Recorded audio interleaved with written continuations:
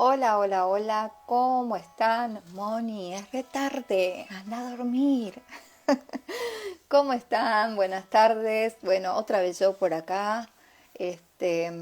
Voy a hacer la lectura de uno o dos capítulos porque tengo poquita batería, pero bueno, quería aprovechar que tengo acá un ratitín antes de irme a hacer la cena y compartir con ustedes un capítulo de este libro maravilloso que estoy leyendo, que es Ana, la abuela de Jesús, un mensaje de sabiduría y amor de Clay Gerson.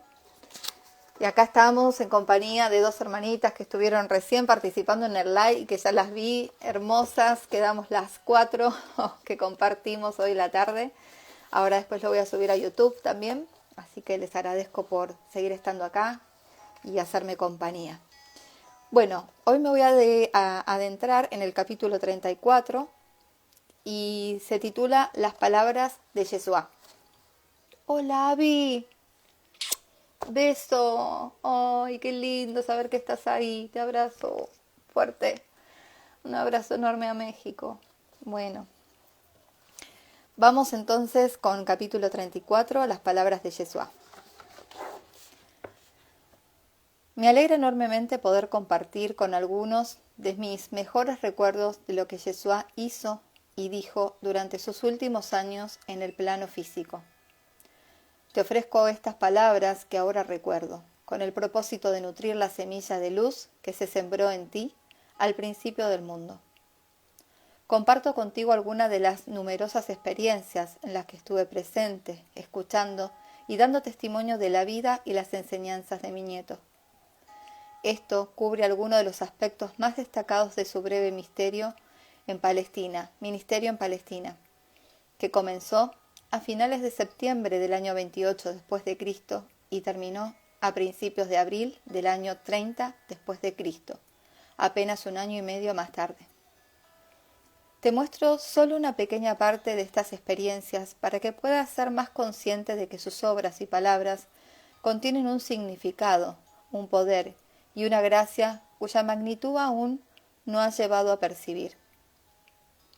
Tus sagradas escrituras revelan solo una parte exigua del regalo que Yeshua dio libremente a los que tienen oídos para oír. A aquellos cuyas almas está hambrienta y sedienta de la luz liberadora del amor, os invito a explorar las obras menos conocidas, como los rollos del Mar Muerto y los pergaminos de Nag Hammadi, que revelan más sobre el Hijo del Hombre, traducidos directamente del rico lenguaje arameo que él hablaba. Ahora hablaré más sobre María Magdalena, que cuando fue una mujer madura, adoptó 3 hijos. Como recordarás, ya te había comentado que desde que tenía 19 años había fundado una serie de orfanatos, hospicios y hospitales y refugios para personas sin hogar y marginados de la sociedad. Con la generosidad financiera de su padre, María Magdalena convirtió su finca cerca de Magdala en un hospital y un orfanato. Con la ayuda de su madre, mi nieta, también amplió su casa en Betania para albergar un santuario y un refugio para enfermos de mente, cuerpo y alma. Al igual que en Magdala, también había un lugar donde las madres solteras podían dar a luz a sus hijos no deseados y donde esos niños podían encontrar refugio hasta que tenían la edad suficiente para seguir su propio camino. Los niños que mostraban deseo por la vida monástica esenia eran posteriormente trasladados a Qumran. Yeshua y María Magdalena adoptaron 3 niños sin hogar después de su compromiso matrimonial. Estos 3 niños se llamaban José, Judas y Miriam. Siempre parecía que había una multitud de niños alrededor de mi nieto y mi nieta donde quiera que iban. Uno de mis recuerdos favoritos del comienzo de su ministerio fue la boda de Yeshua y María Magdalena en Caná, en diciembre del año 28 después de Cristo. Fue un evento glorioso. Los 4 años de noviazgo habían permitido a ambas familias acumular una gran dote. También estaba la dote de Juan ben Zebedeo y su prometida Abigail, que se casaron en la misma celebración. Abigail era la hija de María y de Cleofas, quienes también eran discípulos de Yeshua. Cleofas era hermano de José ben Jacob, el padre de Yeshua. Decidieron que el espacioso hogar ancestral de Caná, que anteriormente había pertenecido a Jacobo y Luisa, los abuelos paternos de Yeshua, era el mejor lugar para albergar la cantidad de huéspedes que acudirían. La finca pertenecía ahora a Cleofas, ya que su madre viuda, Luisa, había muerto cuando Yeshua estaba en la India. María y Cleofas invitaron a más de 100 de personas. Habían pasado varios años desde que nuestra familia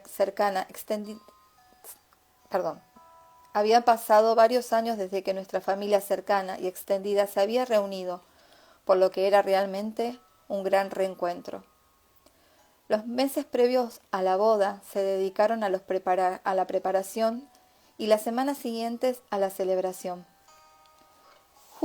Justo antes del intercambio de los votos matrimoniales, María Magdalena realizó la primera unión pública de su amado con nardos, una hierba medicinal rara y de aroma penetrante que había recogido en la reciente peregrinación a Oriente, en las estribaciones de los Himalayas. María había extraído el aceite esencial de las plantas y había hecho un perfume que almacenó en tarros de alabastro. También había rellenado pequeños frascos de vidrio con el aceite puro. Luego selló los recipientes herméticamente y los almacenó cuidadosamente para que pudieran llegar a Palestina con seguridad. En esta vocación sagrada, tomó uno de los frascos, rompió el sello y virtió todo el contenido sobre la cabeza de Yeshua, masajeándole también sus manos y sus pies. Demostró claramente su profundo amor llorando abiertamente y secando los pies de su amado con su largo cabello color caoba oscuro. Todos estábamos conmovidos por su devoción y lloramos con ella. Y mi nieto, quien también lloró abiertamente, recibió tan profundamente el amor celestial que fluía a través de María Magdalena, que todo su rostro empezó a brillar con un resplandor similar al del sol de mediodía. Cuando la celebración oficial estaba en su tercer día de fiesta, baile y narración de cuentos, María Ana supo por la madre de Abigail que el vino se estaba acabando. Se fue a buscar de inmediato a Yeshua al patio, donde estaba bromeando con Juan, el otro novio.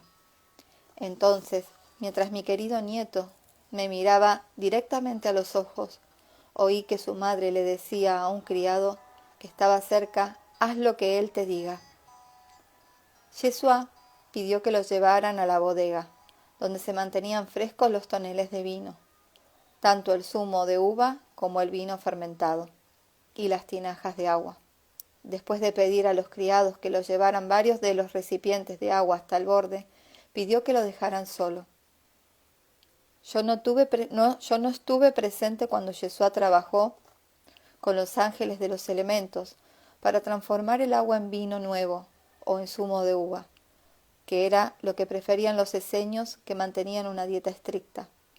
Pero bebí el vino nuevo que se sirvió y era mucho más dulce que el que se había servido previamente. Yo no estaba sorprendida con la habilidad para la alquimia que demostró mi nieto, ya que una temporada en el Monte Carmelo, cuando la cosecha de uva había sido escasa debido a una severa helada temprana, él ya había convertido el agua en vino. Sin embargo, este fue uno de los primeros milagros públicos de Yeshua, como llamaban a sus manifestaciones espirituales. Ahora te contaré el recuerdo, querido, de un día glorioso de primavera, cuando Yeshua habló a una gran multitud que se había reunido en una colina con vistas a la comunidad de Betsadía. Desde nuestra posición podíamos contemplar el gran lago de agua dulce de Galilea y las laderas circundantes. Cerca de la cima de la loma había una amplia zona cóncava y abierta que creaba un anfiteatro natural. los discípulos más cercanos ayudamos a la creciente multitud a encontrar lugares donde pudieran escuchar sentados sobre mantas o en piedras. Era uno de esos días inesperadamente cálidos que regalaba Galilea en primavera. Una suave brisa soplaba sobre nuestras caras, ondeando los pastos de la ladera como si fueran una extensión del mar que estaba abajo. Por encima de nuestras cabezas, las golondrinas y las gaviotas volaban velozmente entre tenues nubes blancas que flotaban por delante de un sol magnífico y deslumbrante. Sin embargo, este sol, que agraviaba todo con su luz y calor, no podía igualar el brillo que yo percibía emanando del rostro de mi querido nieto. Fijé mi mirada en él, esperando ansiosamente escuchar su voz que recorría mi corazón como aguas profundas y silenciosas. Había muchos escépticos que habían venido por curiosidad o por invitación de un amigo, y luego siempre estaban los enfermos y lisiados, traídos por sus familiares. Jesús, María Magdalena y los otros 24 discípulos principales, tanto mujeres como hombres, atendían a los enfermos en primer lugar. El mayor placer de mi alma era ayudar en todo lo que podía. Incluso, mientras brindaba ayuda, no podía apartar los ojos de mi nieto y de mi nieta, mientras caminaban entre la gente. Las túnicas sencillas de Jesús y María eran básicamente idénticas, ambas hechas de lino finamente tejido y blanqueado. Sus mantos con capuchas estaban tejidos con las más finas lana blanca. Cada uno tenía una capa oscura para cubrir su ropa blanca, así como un atuendo típico de Galilea para ponerse cuando necesitaban viajar de incógnito. Viajaban así, no por miedo por sí mismos, sino para que su servicio a la humanidad no fuera interrumpido. Las mujeres elaboraron y lavaban los atuendos blancos de los discípulos, que consideraban esta labor una gran satisfacción para sus corazones. Cuando miraba a estos maestros profesores y observaba sus rostros radiantes y bronceados en contraste con el blanco deslumbrante de sus ropas, sentía como si estuviera verdaderamente contemplando los recipientes sagrados más puros. Mariam y varias otras mujeres cantaban y tocaban instrumentos musicales. Los niños y los adultos se unían al coro y donde había espacio, la gente bailaba. Nuestros corazones estaban felices abiertos a la luz del sol, al dulce canto de los pájaros, a las tempranas hierbas y flores silvestres de la primavera y a la alegría de tener al ungido entre nosotros. Él hacía una pausa de vez en cuando para coger a un niño pequeño y colocarlo sobre sus hombros. Mi pecho se henchía al recordar las ocasiones en las que mi joven y juguetón nieto había hecho lo mismo hacía mucho tiempo. Así pasamos las primeras horas de la tarde, hasta que Jesús estuvo convencido de que todo el mundo estaba listo para recibir sus palabras. María Magdalena estaba satisfecha de cumplir su función femenina de apoyo, como era su costumbre cuando se dirigían a una multitud. En silencio y con gran poder, reforzó la energía de su amado mientras él nos invitaba a sentarnos. Jesús se situó donde podía ser visto y oído por todos. Para entonces, muchas personas habían llegado de todas partes, llenando toda la zona del anfiteatro natural y las laderas circundantes. Finalmente, cuando todo el mundo estaba en calma y en paz, Jesús comenzó a hablar, aprovechando su voz como lo habían hecho hacía mucho tiempo los antiguos profetas. Y dijo: Hijos del Dios único, vuestra fe os ha traído hasta aquí. Las obras de todos aquellos cuya fe es como un grano de mostaza son de hecho poderosas. Aunque tu fe sea pequeña al principio, si la nutres crecerá hasta convertirse en un gran arbusto donde los pájaros podrán anidar. He venido a vosotros porque vuestra fe es suficiente para escuchar mis palabras. Al igual que con el grano de mostaza, que mis palabras se encuentren un lugar dentro de vuestros corazones y mentes fértiles para que puedan germinar y convertirse en fruto de vuestras vidas diarias. Me dirijo a ti para que tengas un corazón gozoso, y sea fuerte de espíritu, porque para andar el camino del Maestro de Justicia debes abandonar tu pereza, que da una mala cosecha, y tu rebeldía contra el Padre Madre Creador, cuyos fuertes brazos te sostienen día a día. Si tienes oídos para oír y ojos para ver, sabrás que digo solo lo que el Padre me dice que diga.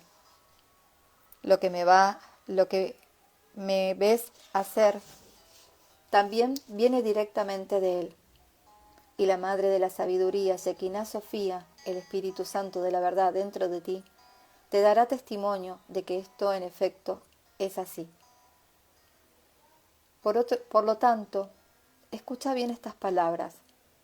Suelta las cuerdas de la culpa que te atan a tu juicio por la ofensa del otro y libera a tu prójimo de las trampas ocultas de tu juicio opresor.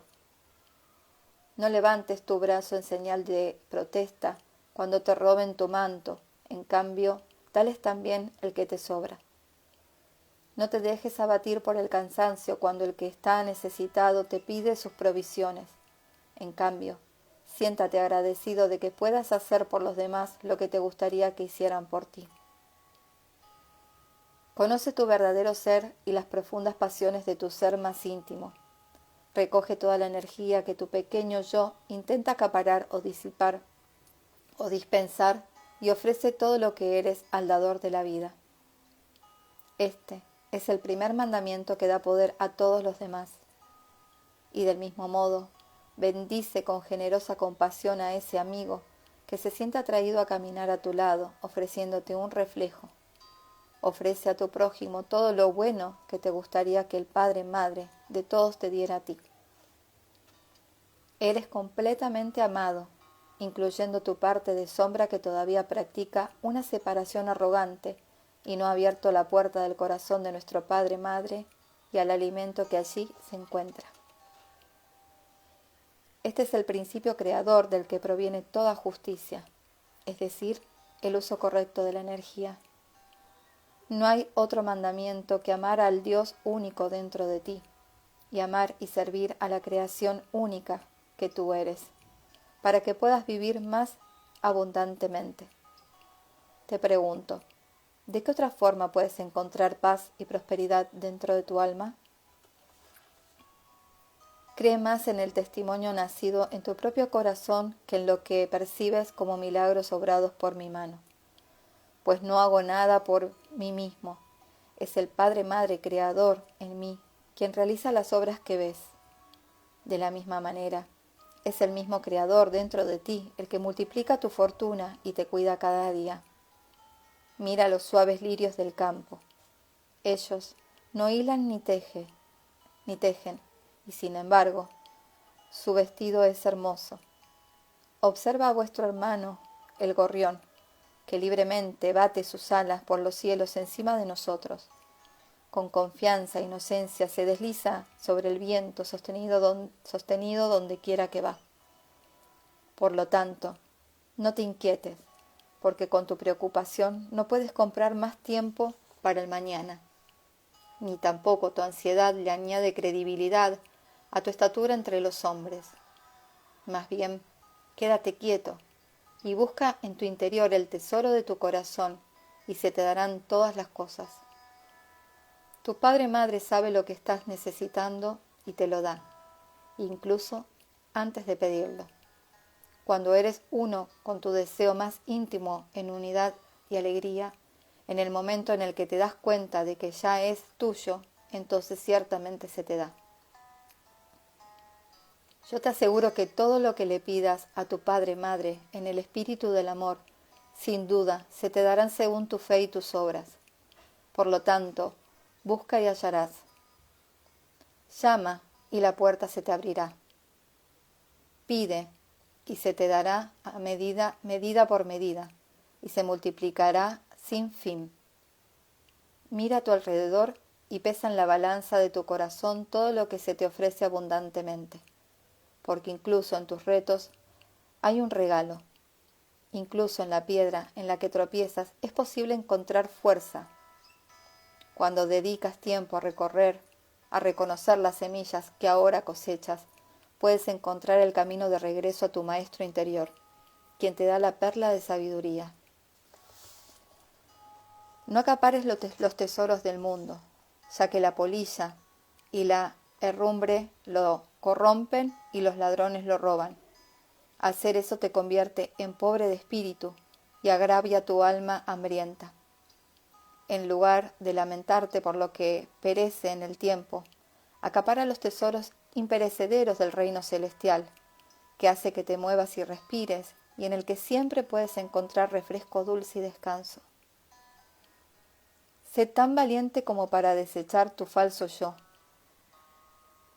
que te esclavizará en una prisión ilusoria nacida de sentidos mortales. Refina tus sentidos con la luz pura del amor, y tu cuerpo se convertirá en el templo terrenal de los cielos.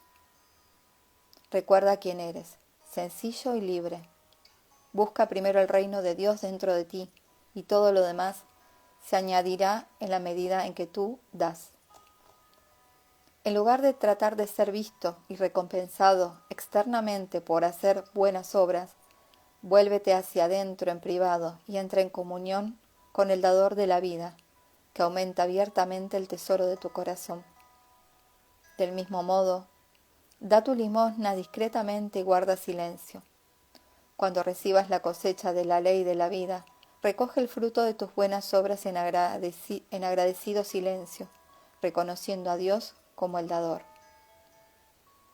Cuando ayunes para eliminar las impurezas generadas por el odio a ti mismo y el resentimiento surgidos por el miedo, hazlo con un espíritu de liberación y gratitud, sin falsa humildad ni santurronería. No juzgues a tu hermano ni intentes quitar la mota de polvo de su ojo hasta que no hayas quitado del tuyo propio la viga que distorsiona tu visión. De hecho, no juzgues a nadie, porque con la misma medida con que juzgas para invalidar a otro, tú también serás condenado. He venido a preparar la mesa del banquete de mi padre, al igual que el marido invita a su esposa a cenar con él. Como mi padre, traigo todo lo bueno que viene del reino abundante que tiene sus cimientos en tu interior. Vosotros sois la sal de la tierra cuando contribuís con vuestra plena esencia al festín de la vida. No he venido para reunir a un ejército, tampoco he venido para traer paz a esta tierra.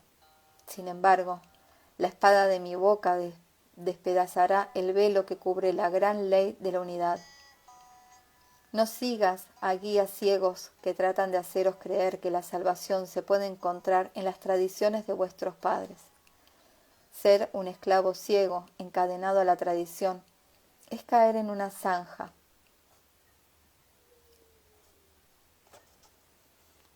Para ver claramente, ve hacia la luz del sol que mora en ti y que ilumina siempre tu camino. Revela tu luz, quítale su cubierta y podrás iluminar el camino de aquellos que de otro modo caerían. Los que trabajéis duramente y lleváis una carga pesada, venid a mí, yo os daré descanso, porque mi yugo de unión con Dios es suave y mi carga es eternamente liviana. Yo soy la luz del mundo. Ven a la fuente de mi propia luz y conoce la paz que sobrepasa todo entendimiento. Pues aquí, conmigo, puedes beber y encontrar descanso hasta que encuentres tu camino hacia la fuente eterna de vuestro Padre y Madre. Elimina tus penosas cargas de culpa, falso orgullo y odio a ti mismo. Deja de dar patadas como una mula terca contra el aguijón de tu autocondena y reclama tu legítima herencia como hijo e hija de Dios. Mira a tus hijos que me rodean y se sientan en mi regazo. Ser como uno de estos pequeños es ser consciente del momento presente, descansando en la inocencia, donde todos los opuestos se encuentran en uno y donde reside la salvación. En la sencillez de los lirios y en el juego inocente de los niños están las llaves del reino y se pueden encontrar todas sus riquezas. En verdad, todo lo que buscas está dentro de ti. Por lo tanto, conócete a ti mismo. Tu cuerpo es realmente el templo de Dios. Simplemente abre la puerta de tu corazón y entra. Tu padre-madre te espera. Incluso ahora, el padre-madre corre hacia el sendero pedregoso por el que has andado y le da la bienvenida a ese aspecto de tu ser que has juzgado como pródigo y te devuelve tu herencia. Una vez que te das la vuelta y empiezas a caminar de regreso a casa, de vuelta a la luz, sabes que la luz es el amado que has buscado en la noche inútilmente. El amado es el buen pastor que deja a las 99 ovejas cuando sabe que están a salvo en casa y va en busca de la oveja perdida para guiarla de regreso al hogar acogedor del Sagrado Corazón de su madre. Aunque una corona de espinas perforara su corazón por el sufrimiento de sus hijos, ella invita y recibe sin condiciones a cada hijo. Por eso he venido a reunir y alimentar a las ovejas que mi padre-madre me ha confiado, llevando en mis brazos incluso a los más rezagados de regreso a casa. No tienes que sorprenderte con mis dichos ni dudar de mis palabras, porque he reinterpretado la ley de tu juventud. Te traigo la buena noticia de que eres libre para erigir un cuerpo inmortal de luz divina que te permitirá superar la ilusión de la muerte. No todos los que escuchan mis palabras entenderán claramente lo que digo. Sin embargo, todo lo que Enoc, Isaías y Juan el Bautista dijeron pronto se clasificará. He venido para suplicar el camino del Maestro de Justicia. He venido para simplificar el camino del Maestro de Justicia, para que no tropieces cuando llegue el día en que oscurecerá. Ten la seguridad de que cuando llegue ese nuevo día no te quedarás sin consuelo, porque ese día inauguraré una nueva alianza, y cuando estés listo, enviaré a mi Madre Celestial el Espíritu Santo de la verdad, que es la inteligencia detrás y dentro de todas las cosas, para que sea tu segundo consolador. Esta es la promesa que he recibido de mi Padre-Madre, que es Dios de amor. Después de que Yeshua anunció esta promesa, se hizo un gran silencio y reinó la quietud entre los presentes. Vi muchas lágrimas en los rostros brillantes de los que recibieron estas palabras profundamente en sus corazones. Estas y muchas más son las palabras que Yeshua comunicó a la multitud que se reunieron en los meses restantes de su ministerio público.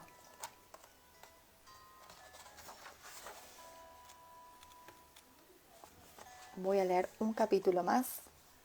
Creo que la batería del celu me acompaña.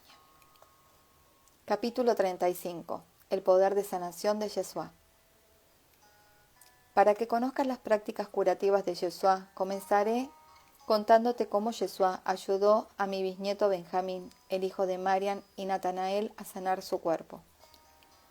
Benjamín había nacido con un pie deforme y sufría espasmos con frecuencia. Después del bautismo en Bet Bará y la dura prueba de ayuno durante 40 días en el desierto, Yeshua y María Magdalena regresaron al Monte Carmelo para recibir consejos de los ancianos de nuestra comunidad, incluyéndome a mí. Era un atardecer de otoño, inusualmente cálido, cuando Yeshua fue en busca de Benjamín. Yeshua lo encontró tendido en un camastro, sobre el tejado del dormitorio de los hombres, mirando a las estrellas.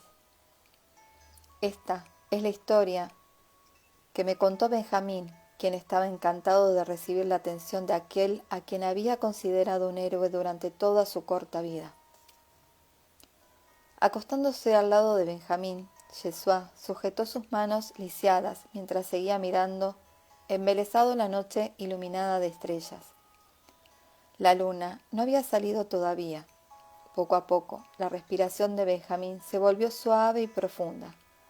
A medida que su mente se aquietaba, su libro de la vida se abrió a su visión interior. Fue testigo de muchas vidas que pasaron delante de él, con todos los errores por los que había perdonado, no se había perdonado a sí mismo. Vio cómo había levantado sus puños cerrados, cómo había pateado y se había arrojado sobre supuestos enemigos, maldiciéndolos con ira al infierno. Observó todo tipo de patrones conocidos que aún repetía una y otra vez a pesar de que su intención era ser inofensivo y estar al servicio de sus semejantes. Más que nada, empezó a comprender por qué su alma había optado por curarse a sí misma utilizando un cuerpo que temblaba con espasmos y caminaba con miembros deformes. A medida que avanzaba la noche, marcada por los profundos suspiros y sollozos suprimidos de Benjamín, Yeshua colocó suavemente sus brazos alrededor del cuerpo delgado del niño, poniendo su mano derecha sobre el corazón de Benjamín. En silencio, sus conciencias se unieron mientras viajaban a través de los planos astrales, levantando gradualmente las cargas de culpa y vergüenza que pesaban sobre el muchacho. Liberado, Benjamín se elevó en espiral hacia dimensiones más altas y de mayor luz. Disfrutaron de una paz celestial sin palabras, mientras yacían juntos bajo la mirada de las estrellas y la luna sonriente. Cuando se miraron, ambos tenían lágrimas en los ojos. El cuerpo de Benjamín ya no temblaba. Levantó las manos para mirárselas a la luz de la luna, y ya no estaban torcidas. Se puso de pie y dio pasos cortos. Su pie zambo y sus piernas retorcidas estaban rectos y podían soportar todo su peso. Recordando que era la hora del silencio comunitario, Benjamín reprimió una hosana, pero se arrodilló ante el sonriente Yeshua. Le comunicó telepáticamente que le sería siempre leal, al igual que su madre Marián le había prometido en su juventud. Yeshua recordó amablemente que fuera fiel a su propio yo soy y que viviera con gratitud por todo lo que la vida le daba cada día. Durante los restantes años de ministerio de Yeshua, yo dejé el Monte Carmelo para viajar con mi nieto y continué siendo uno de sus testigos personales. De hecho, vi a menudo muchos actos de poder espiritual que hacían que la población buscara o temiera a mi nieto y a su círculo íntimo de discípulos. Compartiré contigo ahora el recuerdo de uno de esos días memorables que ocurrió en Bethesda, el estanque de aguas curativas que se encontraba a las afueras del puerto de la Puerta de las Ovejas en Jerusalén. Tuvo lugar el día de Sabbat, durante la fiesta de los tabernáculos, en el otoño del año 29 después de Cristo. Yo había llegado a Jerusalén con mi bisnieto Benjamín, a quien Yeshua había sanado recientemente. Nos alojamos en casa de mi hija María Ana, su marido Ahmed y sus 3 hijos, Juan Marcos, Tomás y Matías.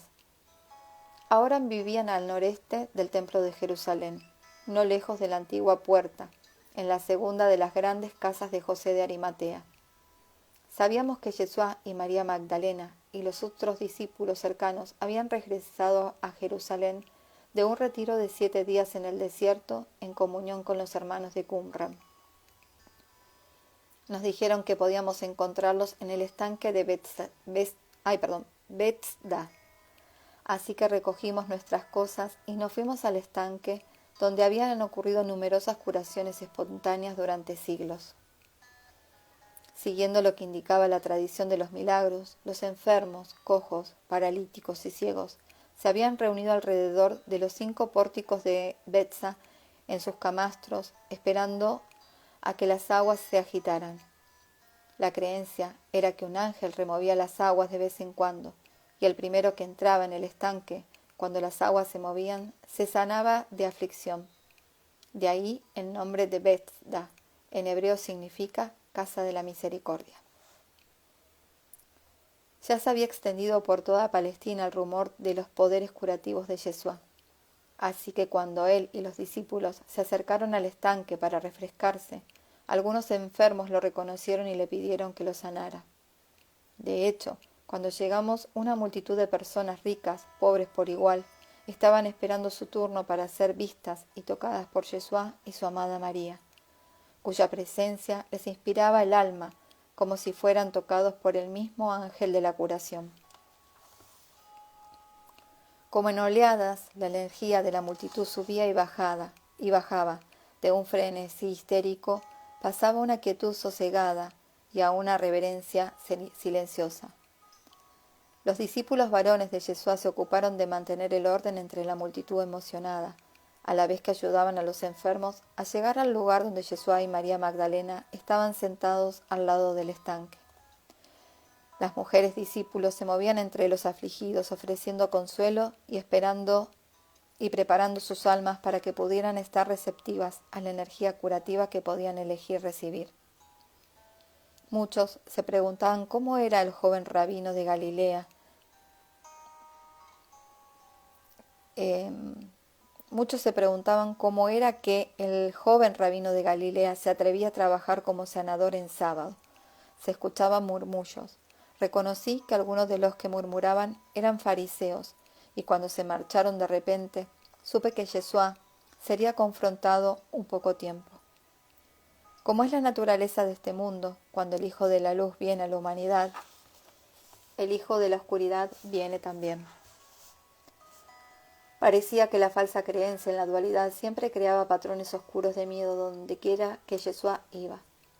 Me sentí incómoda, pero cuando miré a mi nieto y a mi nieta y observé su tranquila compasión por estos inocentes, yo también sentí el deseo de que ese fuera un día de curación, independientemente de las sensaciones decretadas arbitrariamente.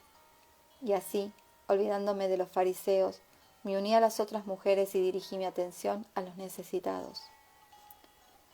Yeshua tomó en sus brazos a bebés que lloraban, acunó a cuerpos de adultos demacrados en su regazo, derramó aceite sobre la cabeza de retorcidos y enfermos, mezcló su saliva con arcilla y la puso en ojos, en oídos, mientras hablaba suavemente todo el rato con los que estaban siendo sanados. Los niños dejaron de llorar. Los espásticos dejaron de temblar. Los cojos caminaban. Los sordos oyeron. Los ciegos vieron. Y los enfermos recuperaron la salud. Durante todo ese tiempo, la energía curativa llegaba en oleadas, como si el ángel de la Bethesda estuviera agitando el agua estancada. El flujo y el reflujo de la energía curativa se reflejaban en el llanto suave de la gente, lamentos y suspiros reprimidos, risas sin control y exclamaciones ocasionales de «Hosana, el Señor de los ejércitos está con nosotros, alabado sea el Dios Santísimo». Quiero que sepas que no era Yeshua quien hacía las curaciones. Él era como una flauta hueca a través de la cual la conciencia superior podía orquestar y llevar a cabo estos eventos que parecían milagros. Antes de atender a cada persona, mi nieto hacía una pausa en silencio para entrar en comunión. Mientras exploraba el campo energético de cada enfermo para determinar la causa metafísica de su condición, entraba en comunión en el nivel del alma para determinar si la curación constituía el mayor enriquecimiento para esa persona. Luego, sintonizaba empáticamente con el corazón del enfermo para descubrir si ella o él estaban dispuestos a dejar de lado la pesada carga de resentimiento que había creado la enfermedad. Se fijaba si había una resonancia de igual medida con el poder curativo del amor divino que se concentraba en su propio corazón y su campo áurico. Solo procedía cuando había una respuesta afirmativa a cada una de estas preguntas. Comenzaba visualizando una representación de cada alma en su totalidad perfecta, sin importar lo deforme o enfermo que el cuerpo pareciera estar. A continuación se alineaba con los ángeles iluminadores de la manifestación y entraba en sintonía con la inteligencia del alma que se estaba manifestando a través de las diferentes redes axitonales de los cuerpos físico y sutil. Después de fusionarse con las matrices reticulares del alma y evaluar el plan del alma para esta encarnación, emitía interiormente una serie de resonantes de tonos internos, a veces audibles para los oídos físicos. Estas vibraciones reverberaban a través de los órganos congestionados, los tejidos y los huesos, hasta que todo el terror, el dolor y la rabia eran abrazados y transmutados. Poco a poco elevaba las energías discordantes e incoherentes basadas en el miedo, hasta transformarlas en una expresión coherente de armonía y amor. Con gran habilidad, Limpiaba y purificaba el aura proyectando luz, sonido y color. Visualizando a cada individuo en un estado de inocencia, se producía una liberación del miedo. Al dejar ir el miedo, había espacio para respirar, y con cada respiración relajada y conectada con la percepción del tiempo y el espacio, se abría una mayor conciencia de la presencia eterna del amor.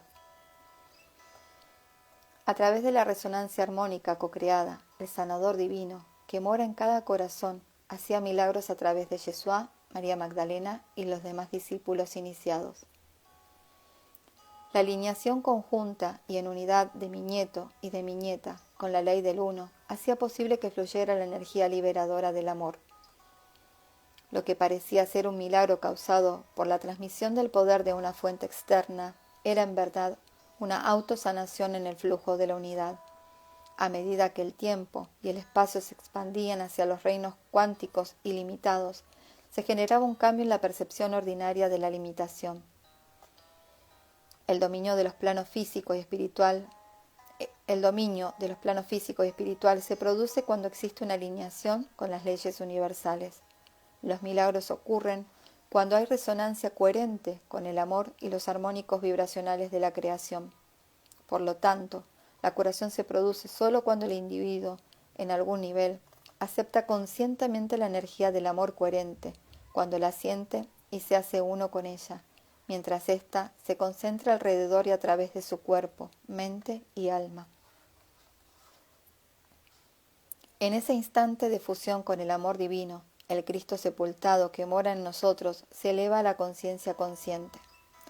Y entonces surge esta pregunta.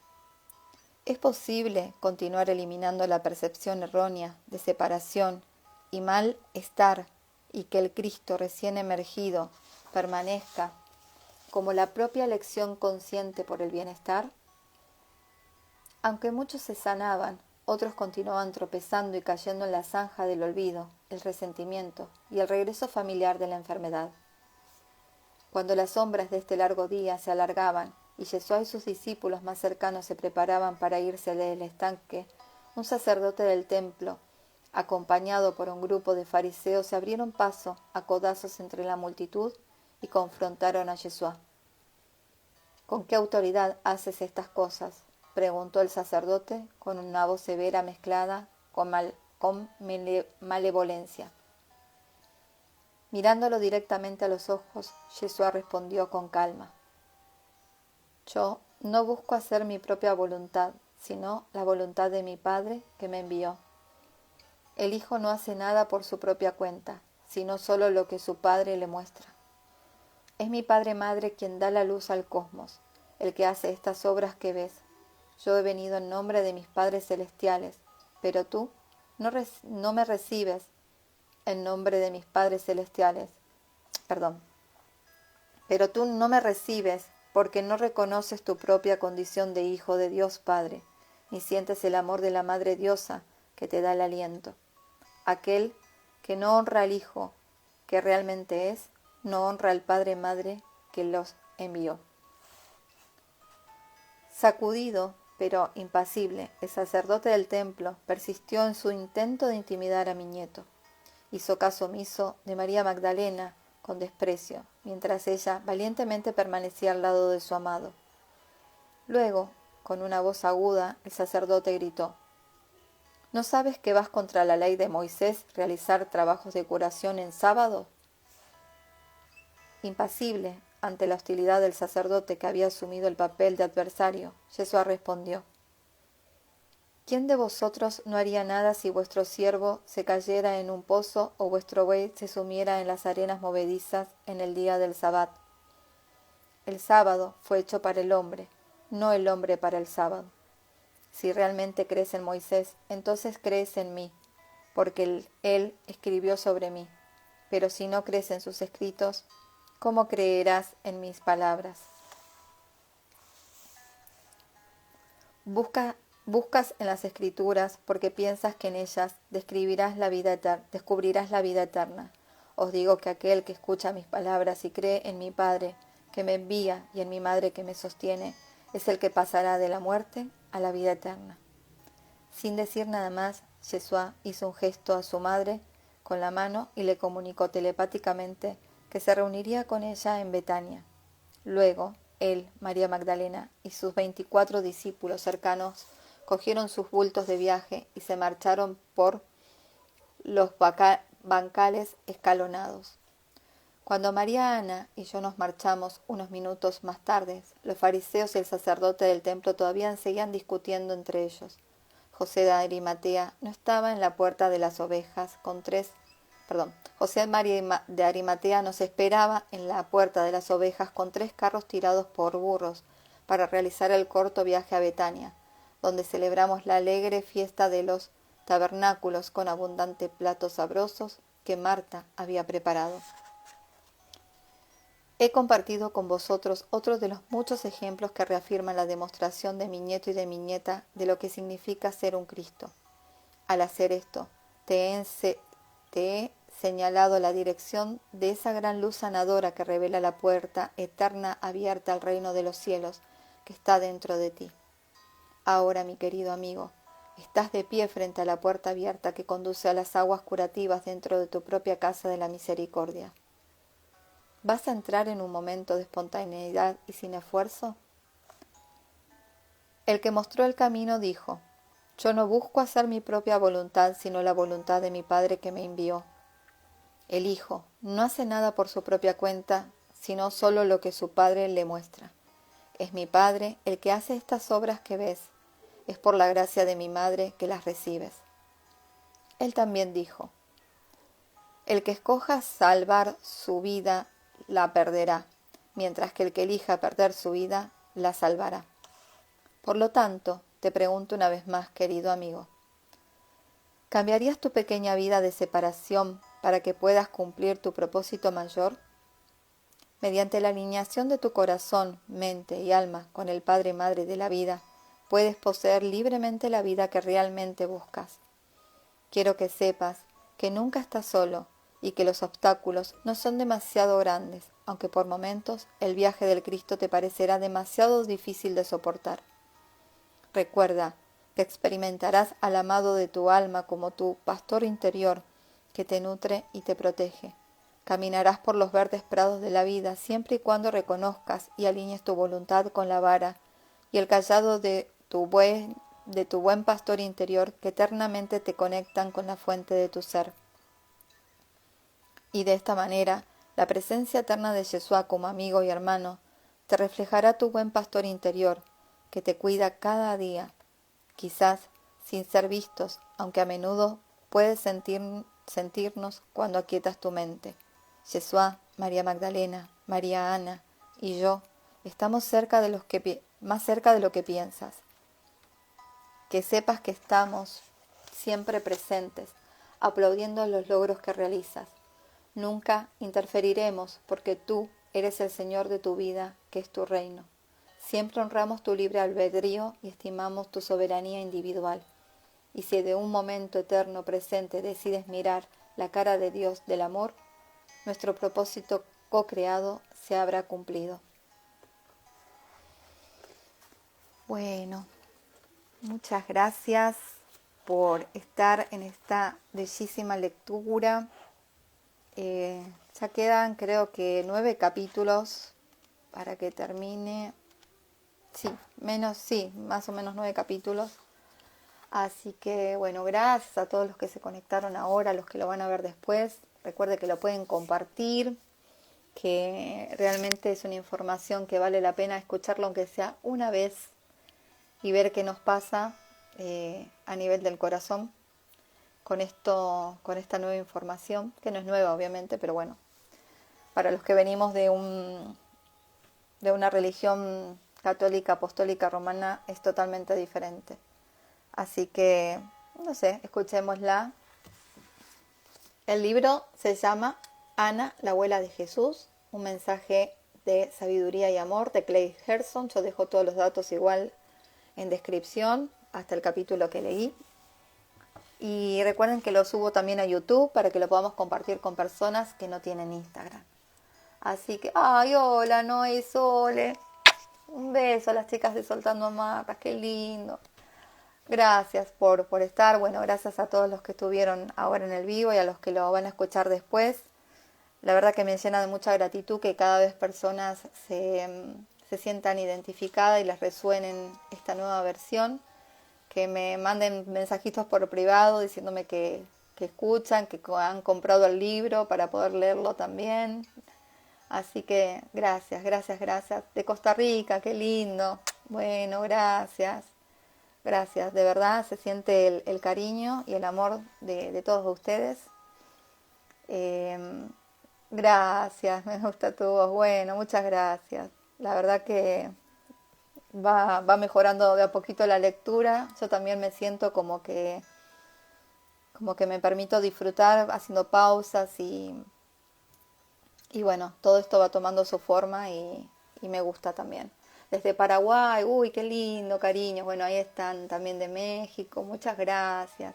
Gracias, Vivi, que estuviste en el live. Qué lindo conocerte. Bueno, seres maravillosos, los mando un beso enorme. Me tengo que ir a cocinar. Así que bueno, nos estamos viendo, calculo que el martes continuaré con la lectura. Les mando un beso y un abrazo enorme. Gracias, gracias, gracias. Y bueno, que tengan un bonito fin de semana. Besos. Chao, chao.